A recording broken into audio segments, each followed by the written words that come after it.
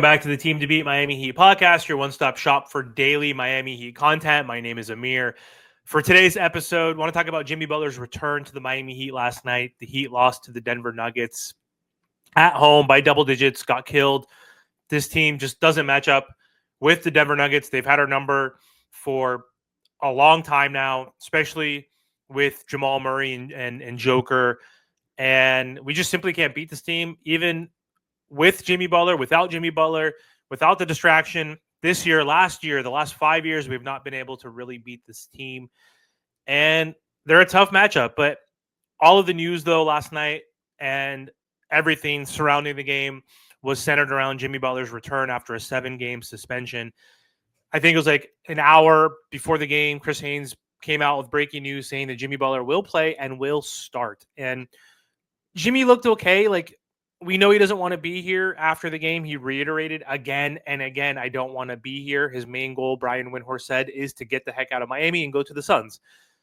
He tried a little bit. Like, he had 18 points. He was solid after not playing for 2 weeks straight, missing 7 games. And then before that, he was out for 2 weeks with a stomach illness. And we know he hasn't played a lot of basketball in the last month. And for someone who hasn't played in a while, coming back into the starting lineup, he looked fine against a really good team in the West. But he also, in the first half, had 0 rebounds, 0 assists, 0 steals, wasn't very engaged, very active. He was in the dunker spot. He was standing in the corner. He wasn't really facilitating playmaking, didn't get to the free throw line a lot. And he's just showing up because he wants a paycheck. He doesn't want to get fined. He doesn't want to get suspended again. And he's going to be a good soldier, apparently, now until the Miami Heat trade him. He had a press conference, I guess, after the game. He talked to the media, and I'll play some clips for you. But the gist of it is he said he knew he was going to play after the 7 games. So they said when they suspended him initially, they wanted him to come back and actually play. So he knew that. He is not going to get paid to sit and miss games. Pat Riley will not send him home for the rest of the trade deadline, the next 2 weeks. He's going to have to play until he gets traded. And if he doesn't, they can suspend him for not giving effort and not trying. They're going to start him, it looks like. They're not going to put him on the bench or give him those DNPs. So he knew that.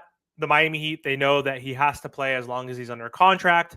So they are doing that right now, which is fine. Jimmy also mentioned it's not about his teammates, it's about the front office. He's cool with his teammates. Jimmy also mentioned, someone asked, which we'll get to the clips, will you play post-February 6th? So on February 7th, if you're still on this team, what's going to happen then? He's going to suit up. He's going to play basketball. That would be so detrimental to this team if we actually keep him past the deadline, because vibes are going to be bad. It's going to be awkward. He's going to mess with the youth development. He's going to mess with the development of these organization, the rotation, whatever. It's just not a good look if he stays on this roster. It's going to be a lost season, and they have to make the playoffs, like I've said in other videos, to keep their lottery picks protected. If they don't make the playoffs, then their 2 first-round picks they owe to the OKC Thunder and the Hornets will be unprotected without Jimmy next year. And with injuries, possibly, if Hero gets injured or Bam, this team is going to be horrible. So anyway, let's play some clips so you can hear from Jimmy after the post-game yourself. For a team that suspended you 7 games without pay when you know that they're still talking about a possible trade. What's that dynamic like to step back into that? I guess it's basketball at this point. I know what I'm expected to do while I'm here, and try to do it to the best of my ability, but we are where we are. How much uncertainty was there about playing tonight? How much uncertainty was there about playing tonight? Did you think you were going to play after the suspension? I knew I was going to play.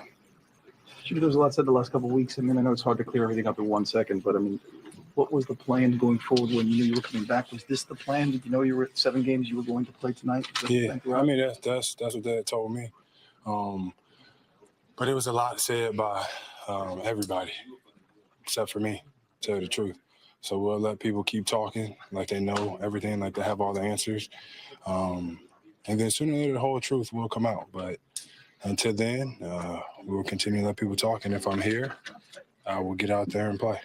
You said that how hard is it to separate fact from fiction for you? Do you even bother doing that when you hear the different things? I mean, Is there anything in particular that is just everything that's been said? Nah. I expect for people to talk. Half the reason because don't nobody ever know what I'm really doing, so you just make up stuff, which is fine. And honestly, I really don't pay any attention to it. But I got people telling me, "Oh, they said this, they said that." And it's like it's really all good. I don't have to clear anything up. You know, more power to you. Keep talking, and we'll see where we end up. Jimmy, last time we spoke to you, you said you didn't know if you'd be able to find your joy, keep playing here. Has anything changed in the interim? And do you think coming back and getting back out on the court, that could potentially change? Or are you still the same feeling that you told us 2 weeks ago? I was told to say no comment, so no comment. How much was it like to actually hoop? I think to go out. I've been hooping. I know, but in a game tonight. Oh, I know it felt good. Out. Yeah. No, I actually hooped. I played 5-on-5. It felt good to get out there and compete and actually run around with these guys. You know, as much as everybody may think, I don't got a problem with these guys. These guys are cool. They're my friends. Some of them tapped in. Some of y'all didn't. Don't think I don't know that. My beef not with them and never will be. Never has been. But it did feel good to get out there and play some basketball. Kevin has tried to make levity of the situation, and you actually liked at least one of the Instagram posts. How important is it to try to laugh a little right now? I laugh a lot. And look, I tell you, my happiness off the court is at an all-time high. I got the babies. I got a lot of dominoes and coffee is involved. And I like Kev, but he's not more petty than I am, and he's giving me a run for my money. Jimmy, how is it going to be the next couple of weeks, whatever this time period is? Is it fixable? I mean, are you going to do it? Is this going to be something every night? It's going to be the same thing. But the question is, okay, what's it feel like? What's going on in the background? I mean, from your perspective, y'all the one that ask the questions. I just answer them. So whatever questions. Is it fixable? Is what fixable? This situation, the way it is now, and no comment. Whose idea was the Bulls jersey number 45? Avery Hall. Avery Hall did this. That's it. Jimmy, Go ahead, because I like you.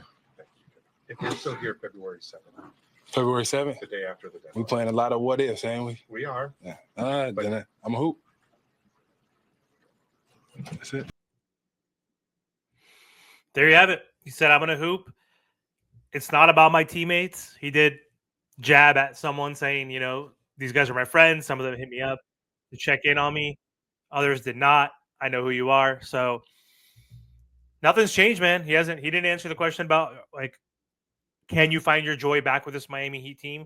He doesn't want to be here. So we need to find someone that can take Jimmy Butler, and that team is the Suns. So we need a third, fourth, fifth team to figure this out. Who will take Bradley Beal? What kind of assets we can get in return that Pat Riley and Mickey will like, for us to finally rip this Band-Aid off, because it has to happen. And if he's on this team for the rest of the year, this season's cooked.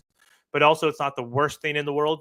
If you sacrifice this season, you still get to let the guys like Jovic and Hawkes and Ware and others develop, and Tyler, and then you get that money in cap space with Jimmy Butler off the books. So we'll see what happens, but I still think he gets traded before the deadline or at the deadline. I don't think he stays on this roster for the rest of the year. I think the Miami Heat are going to have to rip off the Band-Aid just because it's going to be tough to play with him for half a season.